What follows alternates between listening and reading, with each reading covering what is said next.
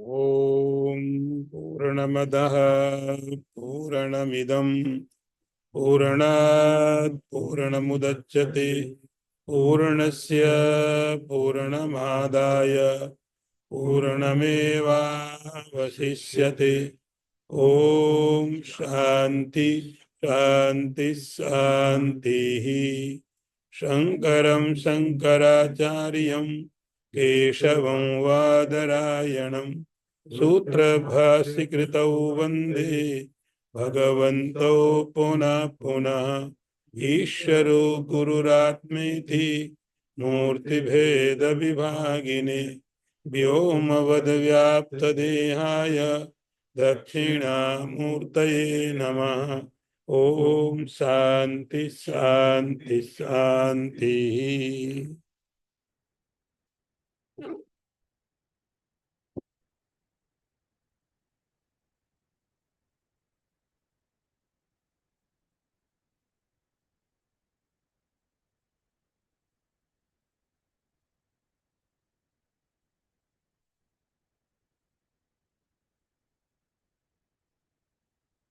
श्रीमद् भागवत का एक हिस्सा 11वें स्कंद का, जिसको हम लोग पढ़ रहे हैं, इसका नाम है नव योगीश्वर संवाद। नौ योगीश्वरों का संवाद राजा जनक के साथ में। राजा जनक एक एक क्वेश्चन करते हैं और उसका रिप्लाई एक अलग योगीश्वर करता है। अभी तक हमने पढ़ लिया दो योगीश्वरों के बारे में। पहले थे कवि, दूसरे थे हरि। तो दो योगीश्वरों का दो क्वेश्चन हो गए। उसके बाद उन्होंने राजा को पूछा, और क्या चाहते हो, तुम्हारे क्या क्वेश्चन है। तो राजा का जो क्वेश्चन है आज के लिए, जिसको हम ले रहे हैं, तीसरा अध्याय है। परस्य विष्णुरीशस्य मायिनामपि मोहिनीं मायां वेदितुमिच्छामु भगवन्तो ब्रुवन्तु न। हम ये सुनना चाहते हैं कि भगवान की माया क्या है। बहुत रिलेवेंट क्वेश्चन है, डिफरेंट क्वेश्चन है। 9 क्वेश्चंस हम चाहते हैं जानना, भगवान की माया क्या है। और ये जो भगवान की माया है, ये बहुत बड़े बड़े ज्ञानियों को भी मोहित कर देती है। बहुत बड़े बड़े, जिनको लगता है कि बहुत इंटेलिजेंट हैं, बहुत विद्वान हैं, सब कुछ उनके कंट्रोल में है, तो ऐसे लोगों को भी भगवान की माया मोहित कर देती है। ये भगवान की माया क्या है, आप ये बताइए। हम रोज कहते हैं सब भगवान की माया है, सब भगवान की माया है। भगवान तो नहीं दिखता है, भगवान की माया समझ में आती है। तो ये भगवान की माया है क्या।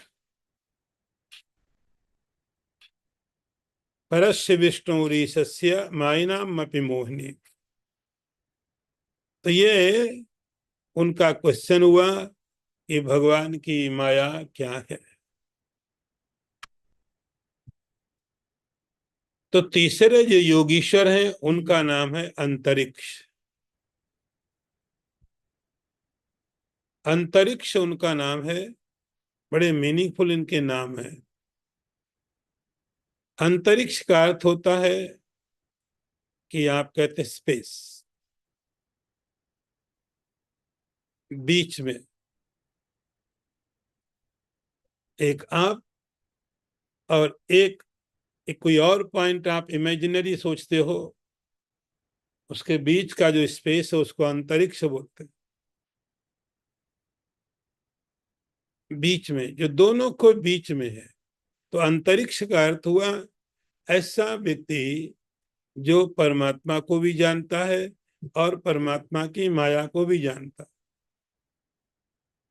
हम लोग भगवान की माया को देखते हैं, हम लोग भगवान को नहीं जान पाते। तुलसीदास जी ने अपने रामायण में लिखा कि जब राम वन को जा रहे थे तो क्रम ये था कि राम आगे जा रहे थे, पीछे सीता थी, उसके पीछे लक्ष्मण। तो उन्होंने एक एग्जाम्पल दिया, इस चीज को उन्होंने ऐसे डिस्क्राइब किया कि राम आगे हैं, राम के पीछे राम की सीता है और उसके पीछे लक्ष्मण। राम ईश्वर है, राम परमात्मा है, भगवान है, ब्रह्म है। लक्ष्मण जीव है। लेकिन इन दोनों के बीच जो एक सत्ता है, एक स्थिति है, एक एग्जिस्टेंस है, वो सीता है। तो सीता जो माया है और राम को फॉलो करती है, और जीव माया को फॉलो करता है। जीव माया के पीछे चलता रहता है, माया पीछे मुड़ के नहीं देखती जीव की तरफ को, माया राम के पीछे चलती है। तो माया, सीता भगवान की माया की सिंबल है। तो सीता राम को फॉलो करेगी, जहां कहीं भी राम होंगे वहां सीता जाएगी। और जीव क्या करता, माया को फॉलो करता, जहां जहां भी माया है वहां वहां जीव जाता रहता। तो जीव और परमात्मा के बीच में, जीव को परमात्मा का सीधे सीधे मिलना नहीं हो पाता है। उसका कारण है, तुलसीदास जी ने डिस्क्राइब किया, उसका कारण है बीच में माया का होना। उन्होंने इसको ऐसे डिस्क्राइब किया। तो माया यदि बीच में ना हो तो ये जीव परमात्मा को देख पाए, समझ। तो हम जो देखते हैं, परस्य विष्णुरीशस्य मायिनामपि मोहिनीम। तो बड़े बड़े लक्ष्मण जैसे, लक्ष्मण मतलब हुआ कि जीव का जो इससे ज्यादा और हाईएस्ट क्वालिटी जीव की नहीं हो सकती। ये जीव का हाईएस्ट स्टेज है, लेकिन उनके आगे भी माया है।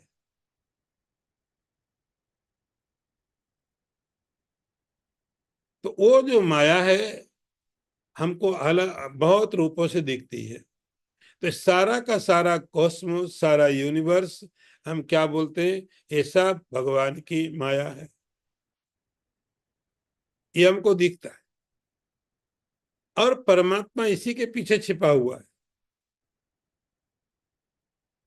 तो तुलसीदास जी का एग्जाम्पल इसलिए मैं कोट कर रहा हूं कि राम वही है, लेकिन लक्ष्मण की दृष्टि के आगे,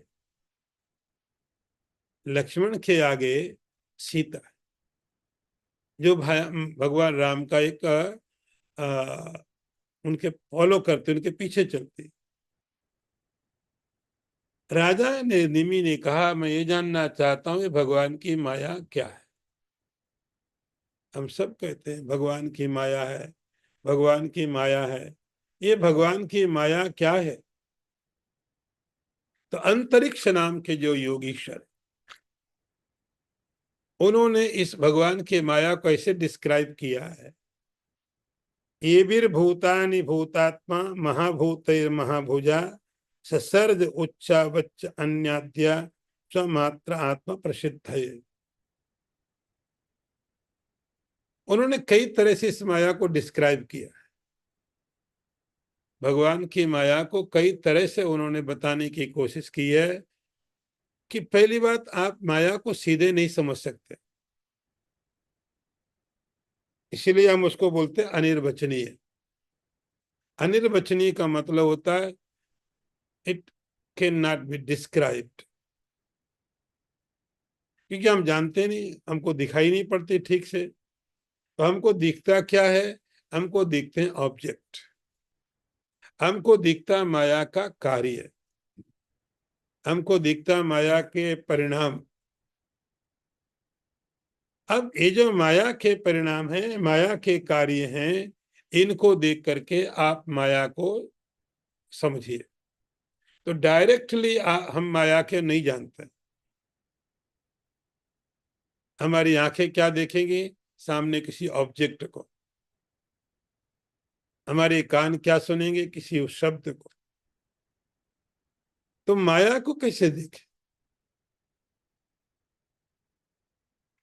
तो उन्होंने इस माया को समझाने के लिए दो तीन तरीके लिए हैं, जो हम यहाँ पर देखेंगे। पहली बात, ये भी भूतानि भूतात्मा, हमको कम से कम क्या दिख रहा है? हमको पृथ्वी दिख रही, कोई डाउट नहीं है, सबको कॉमनली दिखती है। हमको पानी दिखता है, कोई क्वेश्चन नहीं। हमको पृथ्वी, वायु, अग्नि, स्पेस, सब किसी को एक्सपीरियंस होता है इनका। इसके लिए कोई स्पेशलिटी नहीं चाहिए। हम ह्यूमन बीइंग हैं, हमारे पास सेंस ऑर्गन्स हैं, तो हम उनका एक्सपीरियंस कर सकते हैं, देख सकते हैं। तो पहले इतना प्रैक्टिकली बोला कि जो आपको दिख रहा है, पहले आप उसको थोड़ा समझिए। एभिर्भूतानि भूतात्मा महाभूतैर्महाभुजा ससर्ज उच्चा वच्च अन्याद्या। तो ये पृथ्वी दिख रही है, जल दिख रहा है, पानी दिख रही है, इतना बड़ा कॉस्मोस दिख रहा है, पूरा ब्रह्मांड दिख रहा है, इसमें कोई डाउट तो नहीं, किसी को नहीं। कोई आस्तिक है, कोई नास्तिक है, कोई इंडिया में है, कोई सिंगापुर में है, कहीं पर भी हो, इसके लिए कोई कंडीशन नहीं। तो पहले एक चीज जो कॉमनली सबके एक्सपीरियंस होती है, पहले उसको क्लियर कर लो।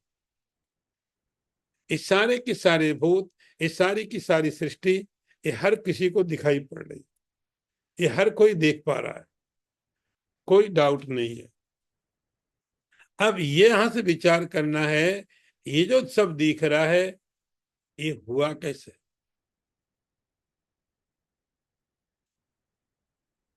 ये जो सब दिख रहा है, ये हमेशा से तो नहीं है। तो कोई तो समय होना चाहिए, कोई तो कारण होना चाहिए इसके होने का। हम लोग चाह करके भी, हमारा साइंस आज इतना डेवलप्ड है, हम ऐसा प्राउड करते हैं, वी आर सो डेवलप्ड। हमारा साइंस इतना डेवलप्ड है, इस साइंस के डेवलपमेंट के कारण हम भगवान की सत्ता भी मानने को तैयार नहीं है। क्या जरूरत? हमारे पास सब क्वेश्चंस के आंसर है, हम ईश्वर की सत्ता क्यों माने? पहले लोगों के अंदर में ईश्वर की सत्ता के लिए क्या होता था, बहुत सी मिस्ट्री थी। तो हम कहते थे ईश्वर की सत्ता माननी चाहिए, क्योंकि मिस्ट्री है, we can not solve it. धीरे धीरे साइंस ने बहुत सारी मिस्ट्री सोल्व कर दी। तो जैसे जैसे मिस्ट्री सोल्व हुई, वैसे वैसे आपको जो डिविनिटी है, उसके लिए फेथ कम हो गए। जो बची है वो भी हम सोल्व कर लेंगे। तो साइंटिफिक है, तो साइंटिफिक चीजें हैं, उसके लिए ईश्वर की कोई जरूरत नहीं।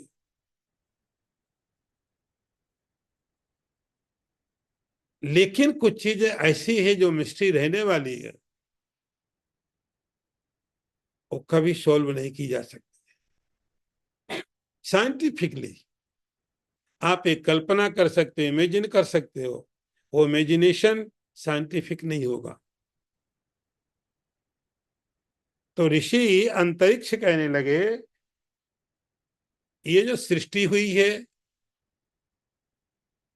ये जो आपका क्रिएशन है, जो आपको दिख रहा है, इस क्रिएशन को कोई ना कोई तो कहीं ना कहीं क्रिएट करेगा। या तो आप आंख बंद करके मान लो ऐसे ही हो गया, एक कॉलेज में, एक स्कूल में बच्चे को पढ़ा रहे थे मास्टर, और वो आजकल सब जगह यही पढ़ाने लगे कि ईश्वर की कोई सत्ता नहीं, अपने आप सब होता। इतने इतने युगों पहले ये सब हुआ, फिर ये हुआ, हो गया, तो होता। तो एक जो बच्चा था, स्टूडेंट था, जिसको भगवान में भरोसा था, बाद में उन्होंने होमवर्क दिया, घर में जाके ये काम करना है। तो सब बच्चों ने घर में जो काम दिया था होमवर्क कंप्लीट किया। इसने ऐसे ही लाइनें मार दी इधर उधर किधर कॉपी में। सबका होमवर्क देखा, वेरी गुड, बहुत अच्छा, ये किया। उसका देखा उल्टी पुल्टी, ये क्या है, हु डिड इट? बोले आई डोंट नो, नेचर ने किया होगा। ये पेंसिल अपने आप उठी होगी, लाइन गई होगी, ऐसे कैसे हो सकता है, पेंसिल कैसे उठ सकती है? बोले आप कहते जब सब इतना बड़ा ब्रह्मांड बन सकता है, पृथ्वी बन सकती है, सब, वो क्यों नहीं हो सकता? कोई न कोई क्रिएटर होना चाहिए, कहीं ना कहीं कोई सृष्टा होना चाहिए। स्वमात्र आत्मा प्रसिद्ध है, तो कहीं ना कहीं कोई सृष्टा होना चाहिए।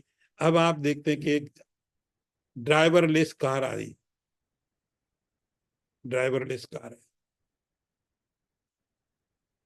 लेकिन आपको पता है कि ड्राइवरलेस कार कार ड्राइवरलेस है, लेकिन कहीं ना कहीं तो कोई प्रोग्रामिंग करने वाला, तो कोई तो कॉन्शियसनेस ही होगा।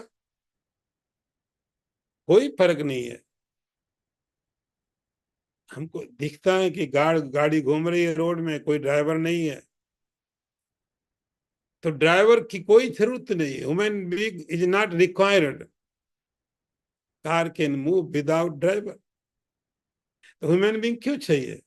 लेकिन और यदि आप धीरे धीरे सोचेंगे, इसकी प्रोग्रामिंग किसने की? एक कार दूसरे कार की प्रोग्रामिंग नहीं कर सकती। अल्टीमेटली कहीं कहीं ना कहीं आप जाके देखेंगे तो उस प्रोग्रामिंग को करने वाला कोई कॉन्शियसनेस ही होना चाहिए, कहीं ना कहीं। ये कि बहुत एडवांस है, इसलिए वो दिखाई नहीं पड़ रहा प्रोग्रामिंग करने वाला। परमात्मा उससे भी ज्यादा एडवांस, उसकी प्रोग्रामिंग और ज्यादा डेवलप्ड है, इसलिए उसके एक्शन दिख रहे हैं, वो नहीं दिख रहा है। और ऑटोमेटिक चीजें हैं, होती हैं, लेकिन ऑटोमेटिक चीजों को करने वाला ऑपरेटर एटलीस्ट मशीन नहीं होती, तो उसको प्रोग्रामिंग करने वाला कहीं ना कहीं वो होगा जो मशीन नहीं है। ऐसे ही ये सारी की सारी जो ऑटोमेटेड चीजें देख रहे हैं कि वर्षा हो रही है, कि सर्दी हो रही है, कि गर्मी हो रही है, ये हो रहा है, हमको लगता है नेचर डज इट सेल्फ। नहीं, इसको भी करने के लिए जो इसका दृष्ट करता है, दृष्टा है, वो इतना एडवांस है, उसकी टेक्निक इतनी एडवांस है, हमको पता लगता अपने आप हो रहा है। आप गए तो आपका दरवाजा अपने आप खुल गया, आप गए तो गाड़ी का दरवाजा खुल गया, आप गए आपकी गाड़ी चल पड़ी। हमको लगता है कोई जरूरत नहीं ना किसी की, सब कुछ ऑटोमेटिक हो रहा है। इसलिए आजकल हमको अपने सिद्धांतों को समझाने में थोड़ा इजी है, क्योंकि हमारा साइंस डेवलप हुआ तो उसने हमको हेल्प की। तो जब आपकी कार, ड्राइवरलेस कार घूम रही है रोड में, हम कहते घूम रही, क्या जरूरत है ड्राइवर की? लेकिन इस कार को घुमाने वाला, कोई प्रोग्रामिंग करने वाला, कार नहीं है, मशीन नहीं है, कहीं पर कोई ह्यूमन बीइंग है। टेक्नोलॉजी इतनी एडवांस है कि बिना दिखाई दिए, कहीं रिमोट में रह करके भी, कहीं रिमोट में रह करके भी उसका जो सिस्टम यहाँ भी काम कर। ऐसे ही ये सारा का सारा देखते हैं कि सर्दी हो रही है तो ये चीजें हो रही, नेचर में चेंजेज हो रहे हैं, नेचर में वो चेंजेज हो रहे हैं, ये सब पूरा सर्कुलेट हो रहा है। सब चीजें घूम रही चल रही है। ईश्वर की जरूरत क्या? नहीं नहीं, ईश्वर operator is the best operator. उसकी टेक्नोलॉजी और बहुत एडवांस है, उसको हर जगह पीछे पीछे जाने की जरूरत नहीं है। वो एक जगह बैठ के सब चीजों को ऑपरेट करता है। तो जैसे आप ये समझ सकते हो कि जितने भी ऑटोमेटेड चीजें हैं, जितने भी ऑटोमेटेड चीजें हैं, कितने भी एडवांस हो, लेकिन इन ऑटोमेटेड चीजों को इतने एडवांस बनाने वाला कौन? कौन है? तो कहेंगे आप, कहीं न कहीं इसको बनाने वाला ह्यूमन बीइंग ही। तो टेक्नोलॉजी एडवांस हुई क्योंकि because of human beings, not because of any machine. तो टेक्नोलॉजी में जो डेवलपमेंट हुए, जो चीजें हुई, ये किसके कारण हुई है? इसी कॉन्शियस क्रिएटर की वजह से। ऐसे ही पूरा का पूरा जो नेचर घूम रहा है, ईश्वर बहुत एडवांस है और शुरू से है। हमारी टेक्नोलॉजी धीरे धीरे डेवलपमेंट आते हैं उसमें। ईश्वर की टेक्नोलॉजी शुरू से डेवलप्ड है। ईश्वर की टेक्नोलॉजी का नाम ही माया है। हम उसको साइंस बोलते हैं, हम उसका नाम साइंस देते हैं। तो हमारा साइंस धीरे धीरे डेवलप होता है। ईश्वर की जो साइंस है, जिसका नाम माया है, उस डेवलप नहीं होती है, और डेवलप्ड है। तो जितने भी आप ऑटोमेटेड चीजें देखते हैं, उन समस्त ऑटोमेटेड चीजों को बनाने वाला कोई ह्यूमन बीइंग होता है। ऐसे ही आप पूरा जो नेचर देखते हैं, सनसेट हो रहा है, सनराइज हो रहा है, सर्दी आ रही है, सब चल रहा है। It is not itself. ये लगता है कि सब अपने आप हो रहा है, लेकिन कहते हैं कि इसके पीछे कहीं पर कोई सुपर कॉन्शियस, सुपर भी कहना थोड़ा ठीक नहीं, मैं फिर करेक्ट करता हूं, सुप्रीम कॉन्शियस। उस सुप्रीम कॉन्शियस के कारण उसकी पहुंच में सूरज। इसलिए उपनिषद कहते हैं, यद भयात बाति बातो यम सूर्य स्थपत यद भयात। यद भयात, जिसके भयात मतलब उसके कारण। तो जब आपकी कोई मशीन आपकी चल रही है, खराब हो गई, कौन ठीक करता है? आप ठीक करते। तो ऐसे ही पूरा का पूरा जो नेचर का सर्कल चल रहा है, ये साइंटिफिक नहीं है, ये माया से चल रहा है। इसी का नाम रखा माया। एबिर भूतानि भूतात्मा महाभूतैर महाभुजा ससर्च। उसने सब ऊपर नीचे सब चीजों को बनाया है। तो जैसे हमारी जितनी एडवांस टेक्नोलॉजी है, जो चीजें हैं, उनको कहीं ना कहीं किसी ह्यूमन बीइंग ने बनाया है। ऐसे ही पूरे के पूरे इस क्रिएशन में जितनी भी चीजें आपको लगती है कि काम कर रही हैं, लेकिन वे नेचर है, वो कॉन्शियसनेस नहीं है। तो उसके पीछे कहीं ना कहीं आप ढूंढेंगे वो कॉन्शियस। हमको जो दिखाई पड़ता वो उसका इफेक्ट है। तो पहले इसको देखिए, और इसको देख करके आप उसको समझने की कोशिश करें। सैलरी कौन लेता? कार को थोड़ी सैलरी मिलती है, ह्यूमन बीइंग को। मशीन को आप सैलरी नहीं देते, कितनी भी एडवांस। एक एक भगवान की माया का डिस्क्रिप्शन है ये। दूसरा, एवं सृष्टानि भूतानि प्रविष्टा पंचधातु भी एकधा दशदात्मानं विभंजन जुषते गुणान।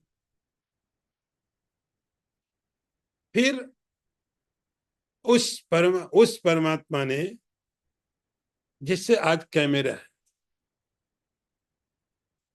इसलिए मैं बार बार कहता हूं कि आज हमको अपने शास्त्रों को बताने में इजी है। एग्जाम्पल बड़े अच्छे मिल गए।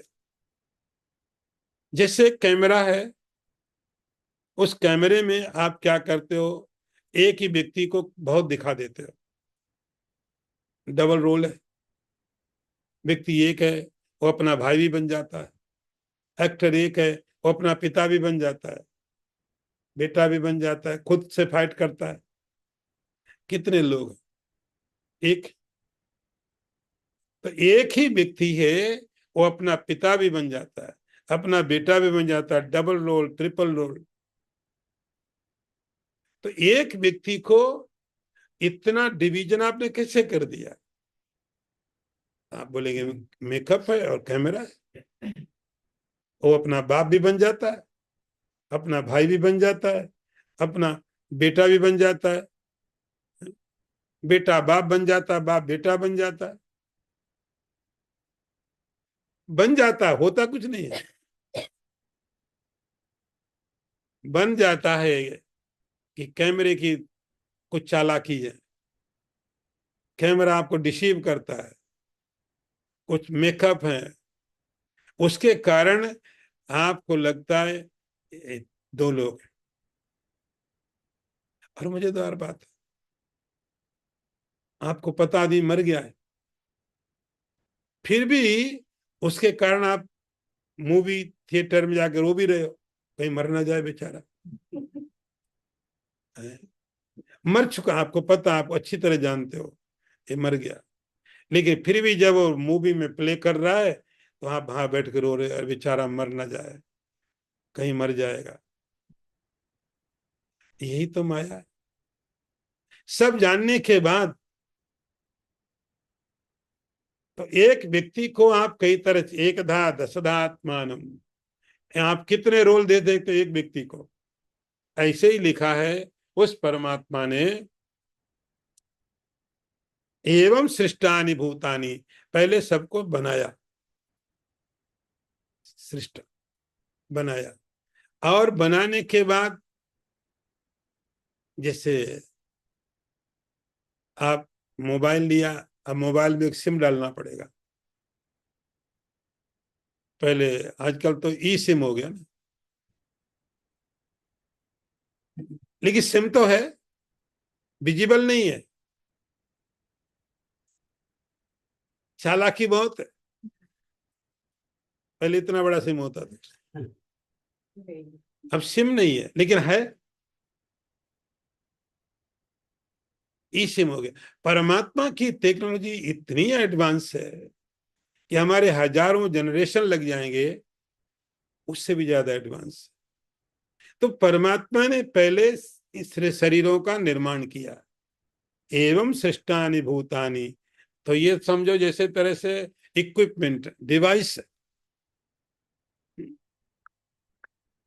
लेकिन डिवाइस को ऑपरेट करने के लिए आपको कोई सिम, कोई चिप, कुछ तो डालना पड़े। तो उसने क्या किया, शरीरों का निर्माण करके हर एक शरीर के अंदर में एक सिम बोलो, चिप बोलो, उसने डाल दी। प्रविष्टा पंच धातु भी, तो हर एक शरीर के अंदर में, हर एक बॉडी के अंदर में जितना भी क्रिएशन था, जितनी सृष्टि थी, सबका निर्माण करने के बाद, ये तो उसके बिना कोई मतलब नहीं इसका। जब तक आप इसको, किसी मोबाइल को कितना महंगा लिया आपने, यदि उसमें सिम नहीं है तो नेटवर्क नहीं है, किसी काम का नहीं। ऐसे ही जितने उसने निर्माण किए, उस समस्त निर्माणों में उसको एक सिम डालना पड़ता, एक चिप डालना पड़ता। और मजेदार बात है, उसको ई सिम भी नहीं बोलो, उससे भी कुछ एडवांस हो, नॉट विजिबल।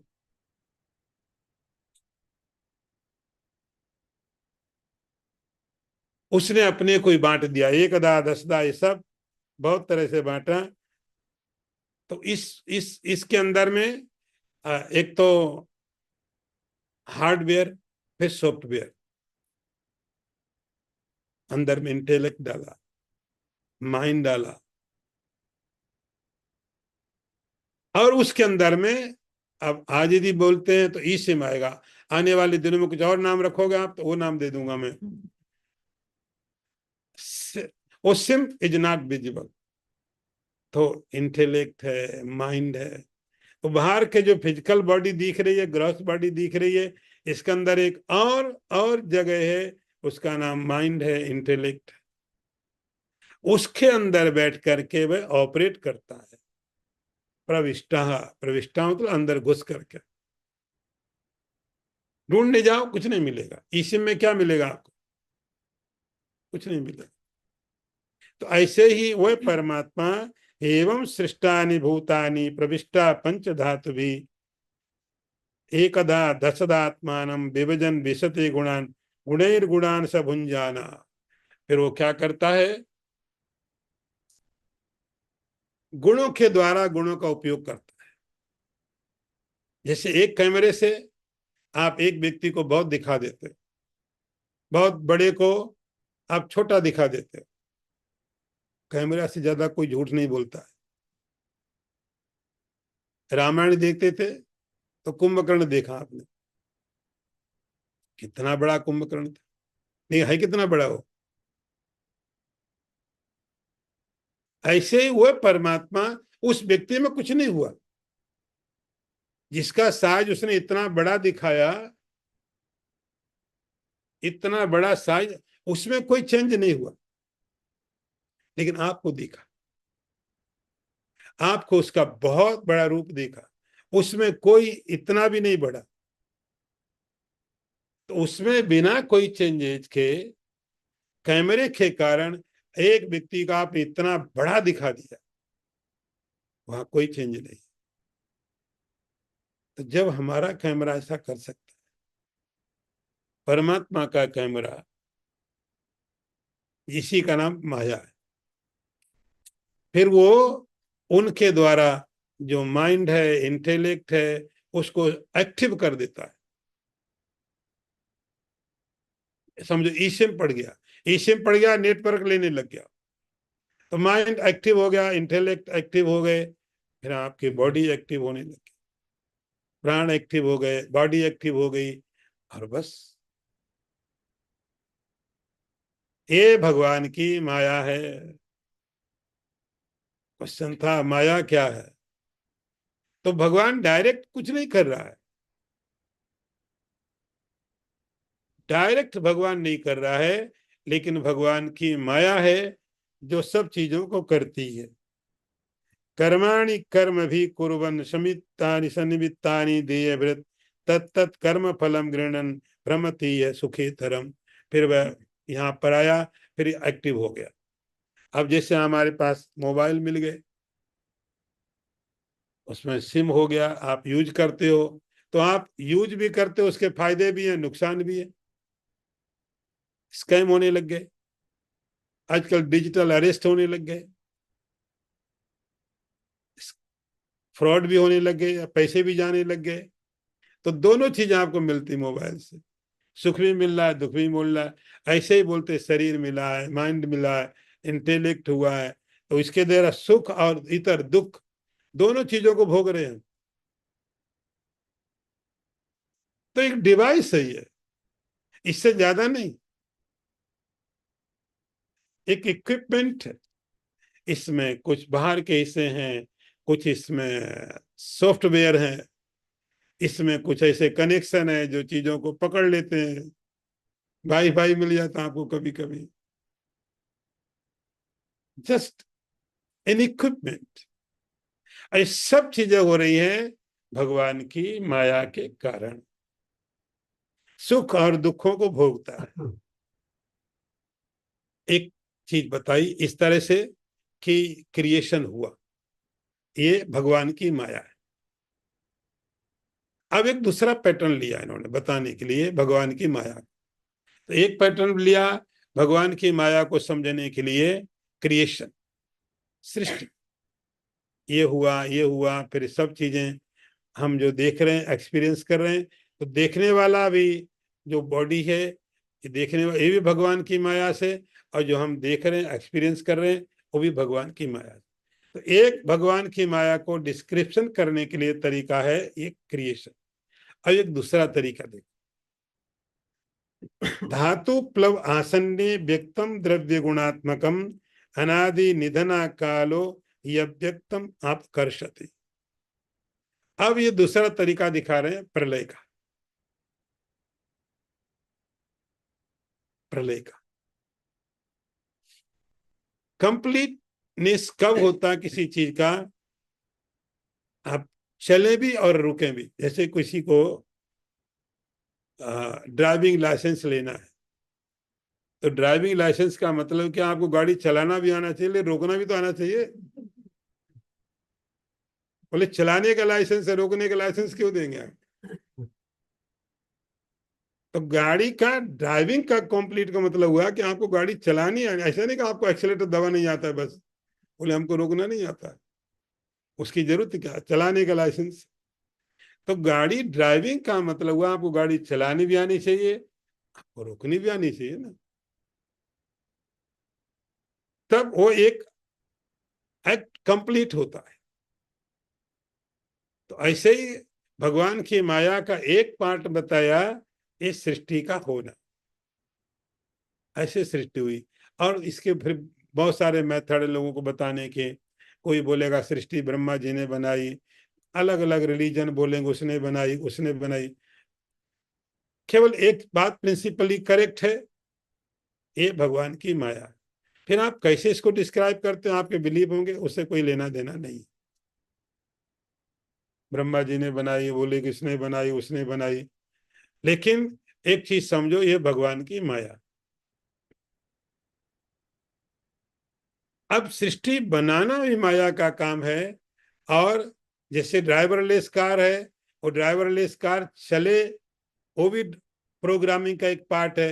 लेकिन रुक जाए, वो भी तो एक पार्ट है कि चलती रहे चलती रहे। रुकना भी चाहिए। तो इस सृष्टि को बनाना भी एक परमात्मा की माया है, इस सृष्टि को रुकना भी परमात्मा की माया का ही पार्ट है। और रुकती कैसे है? तो रुकने के लिए तरीका बताया है।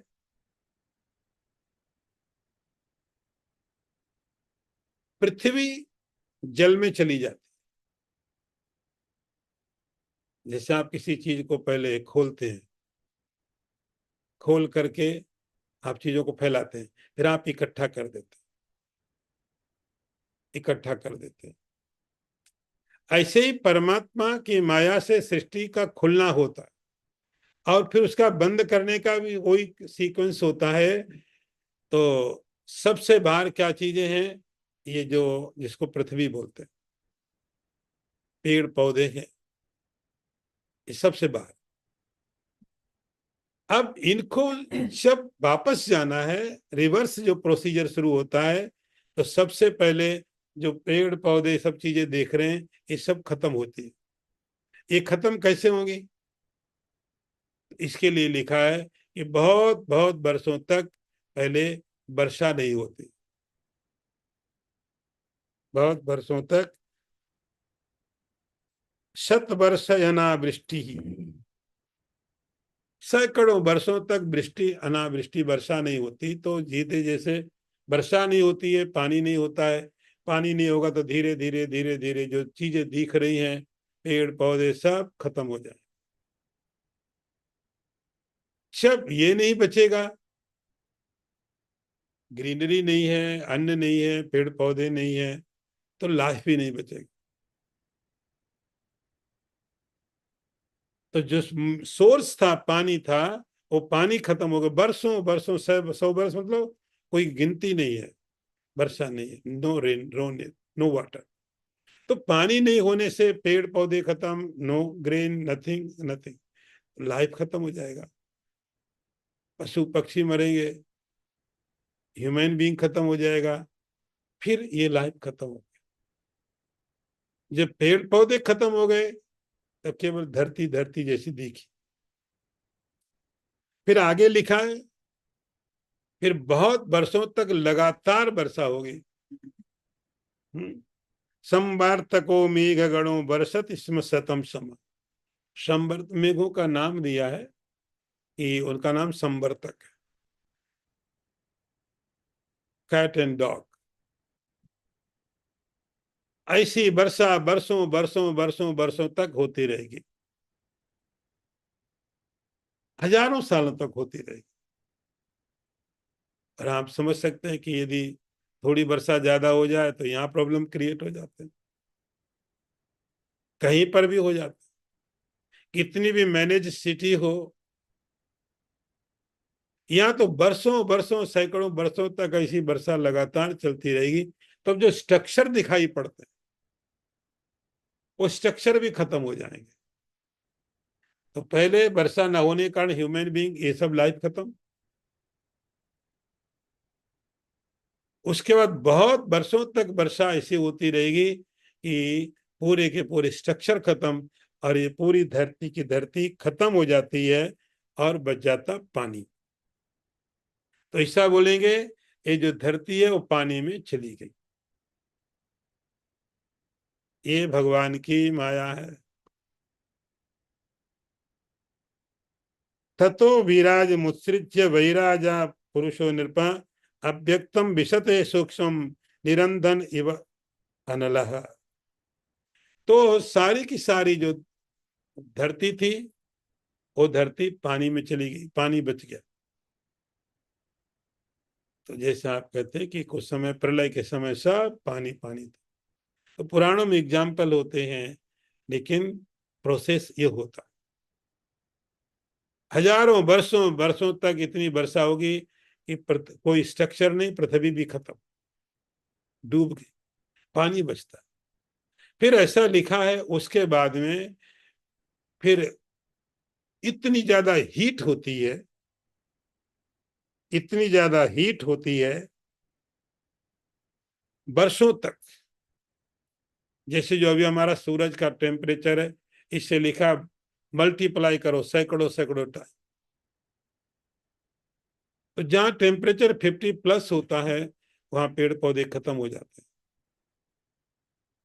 अब ये तो और मल्टीप्लाई कर दिया, तो जितना धीरे धीरे पानी था पानी भी सूख गया, भाप बन गया,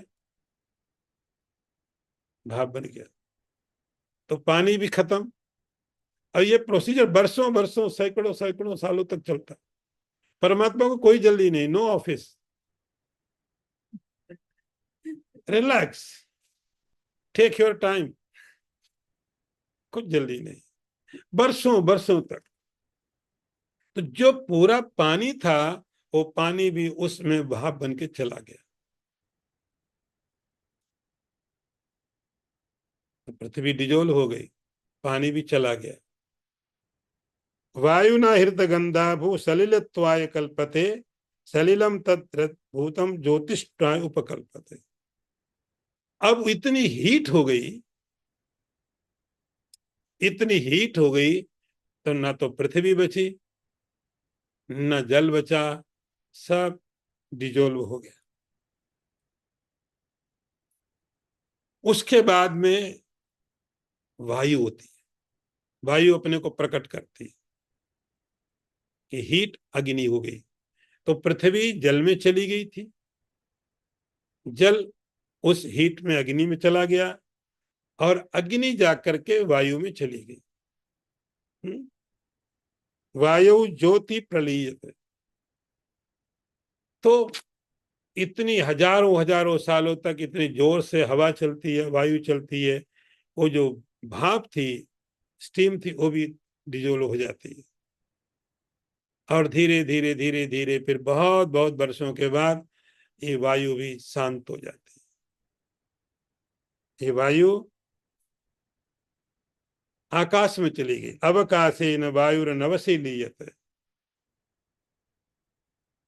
कुछ नहीं है फिर space. There is no earth, no water, no fire, आप कह सकते हो नो ऑक्सीजन। अभी हमारे पास ऑक्सीजन है, यहाँ लाइफ है। बहुत सारे प्लेनेट्स ऊपर है जहां ऑक्सीजन नहीं है। तो जब ऑक्सीजन ही नहीं बची, वायु मतलब ऑक्सीजन, तो लाइफ कैसे रहेगा?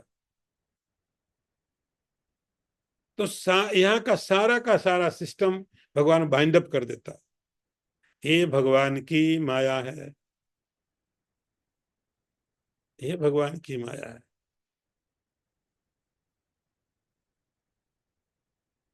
कालात्मना हृत गुणम नभ आत्मनि लीयते इंद्रियाणी मनोबुद्धि सह वैकारिक नृप। तो ये जो क्रम है, ये सब जाकर के धीरे धीरे धीरे धीरे धीरे धीरे सब खत्म हो गया, आकाश में चला गया। नभसी लीयते, स्पेस। बस थोड़ा आप बैठ के इमेजिन कर सकते हो। यही तो, इसलिए माया का मतलब होता है, माँ का संस्कृत का मीनिंग होता है, माँ मतलब नहीं, माँ मतलब नो, या मतलब जो, वट एवर, है नहीं लेकिन है। जैसे आप मैजिक देखने जाते हो,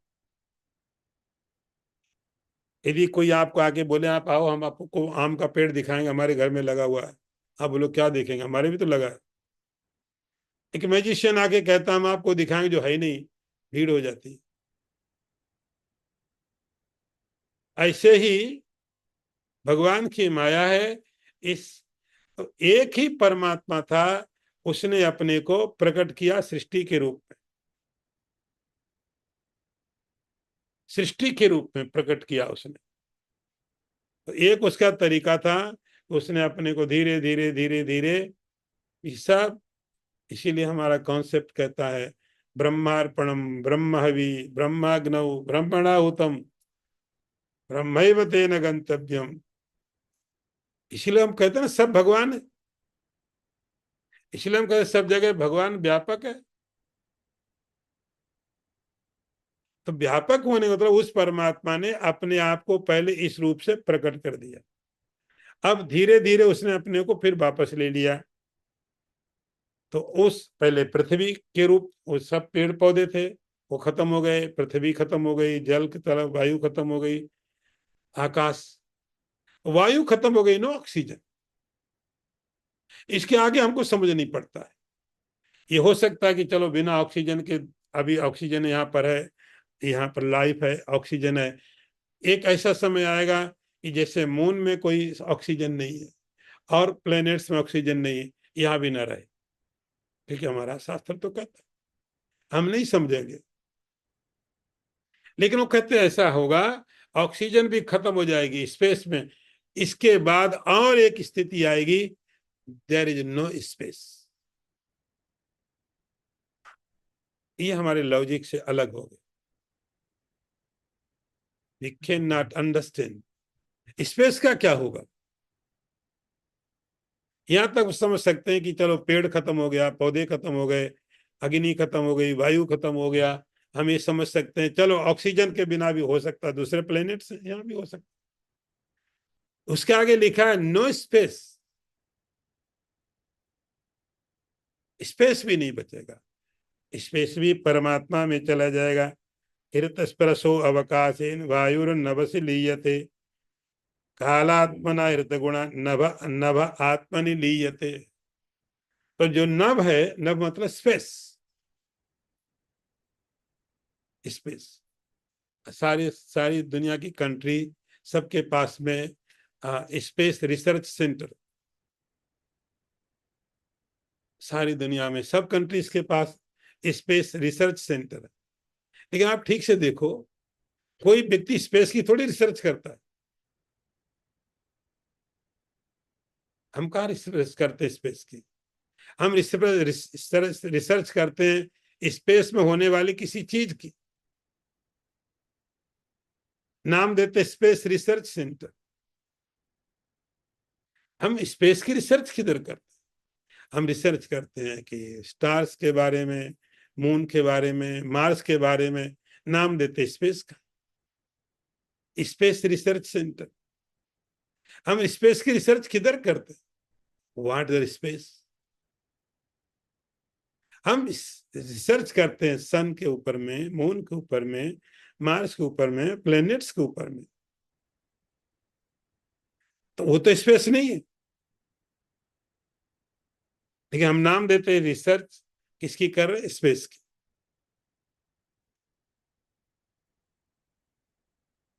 स्पेस भी नहीं रहता, लिखा है नभा आत्मनि लीयते, ये जो नभ है, स्पेस है, ये जाके आत्मा में चला जाता है।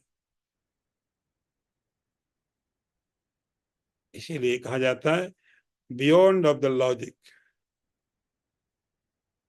इंटेलेक्ट काम नहीं करेगा। कुछ चीजों तक कुछ लिमिट है जहां तक हमारा इंटेलेक्ट काम करता है, उसके बाद इसीलिए हमारे शास्त्रों में लिखा है नैसा तर्केण मतिरापनेया। Logic you can not apply, logically you can not prove और डिसप्रूव। लॉजिक केवल इतना कहता बताता है कि आप कितने इंटेलिजेंट हो, बस इतना बताएगा। लॉजिक से किसी चीज को आप डिसप्रूव नहीं कर सकते, किसी को प्रूव नहीं कर सकते। उस लिमिट के बाद में यहां तक तो हम समझ रहे थे चलो ठीक, वर्षा नहीं होगी, पेड़ पौधे सूख जाएंगे, नहीं होगा, ग्रीनरी खत्म हो जाएगी, यहां तक तो लॉजिक काम कर रहा था। लेकिन जैसे जैसे चीजें सटल होती गई, जैसे जैसे सटल होती गई, वैसे वैसे हमारे लॉजिक ने हमारा साथ छोड़ना शुरू कर दिया। नभा आत्मनि लीयते, नभ मीन्स स्पेस, स्पेस आत्मा में चला जाता।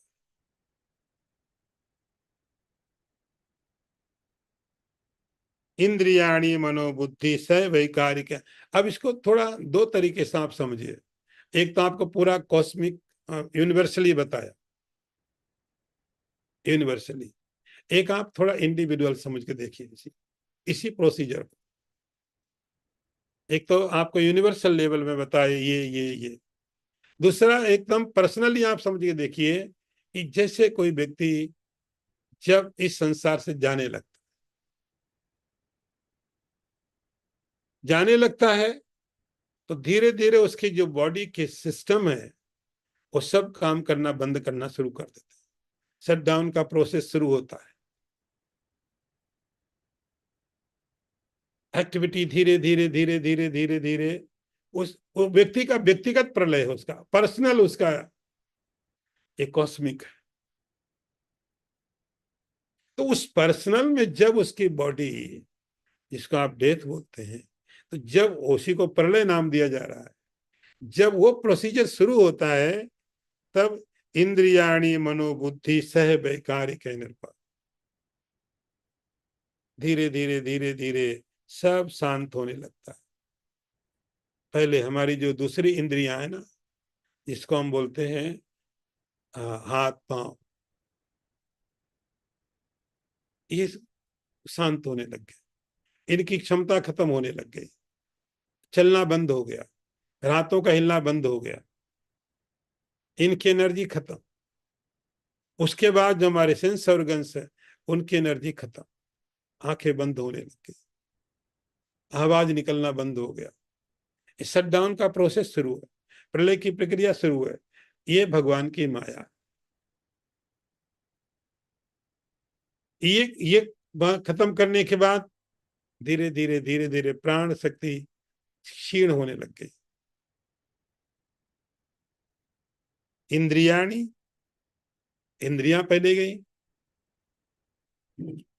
फिर प्राण जाने लग गया, फिर मन, जो माइंड बहुत एक्टिव था, जो रोके नहीं रुकता था, धीरे धीरे क्वाइट होने लग गया। बुद्धि ने काम करना बंद किया, पहचानना बंद किया। लोग जाके पूछते हैं मुझे पहचानते हो? नहीं पहचानता, क्योंकि अब शटडाउन का प्रोसेस चालू है। इंटेलेक्ट धीरे धीरे धीरे धीरे अब प्रलय की तरफ जा रही है। इस सब का सब मिल करके उस आत्मा के साथ में यहां से पूरी बाइंड अप की प्रक्रिया हो जाती है। ये व्यक्तिगत प्रलय है और ये कॉस्मिक प्रलय है। प्रविशंति अहंकारम स्वगुणैरात्मनि। लेकिन तो व्यक्तिगत जो इंडिविजुअल जो डिस्ट्रक्शन है वो भी कहा जाएगा, सब आत्मा में जाएगा। उसको आप जीवात्मा बोलते, उसका नाम जीवात्मा, कि एक जीवात्मा के साथ उसके सब का सब उसके साथ चला गया, एक शरीर छोड़ा, दूसरी जगह चला गया।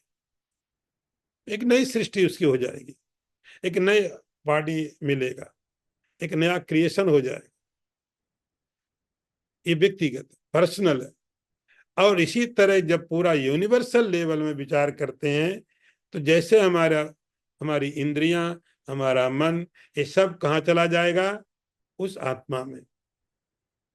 आत्मा इन सब को लेकर के एक जगह से दूसरी जगह ट्रेवल कर जाएगा।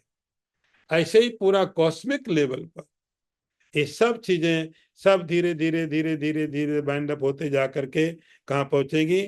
बोलते हैं आत्मनि, आत्मा में। उसको आप बोल सकते भगवान। व्यक्तिगत जो मेरा डिस्ट्रक्शन है तो हम बोलेंगे जीवात्मा। मेरी इंद्रियां, मेरा मन, मेरी बुद्धि मेरी आत्मा में चला गया, इंडिविजुअल सोल में चला गया। लेकिन जब कॉस्मिक है, ये सब कहाँ जाएगा? ये सब जाएगा, उसका नाम होगा परमात्मा, उसका नाम भगवान है। ये सब माया भगवता सर्ग स्थित अंतकारिणी ही। कहने लगे हे राजन, ये भगवान की माया है, ये भगवान की माया है। ये भगवान की माया क्या है? भगवान का विस्तार और भगवान का अपने आप को समेटना, इसका यही काम है। सर्ग स्थिति कारिणी, सृष्टि का निर्माण करना और उसको समाप्त करना।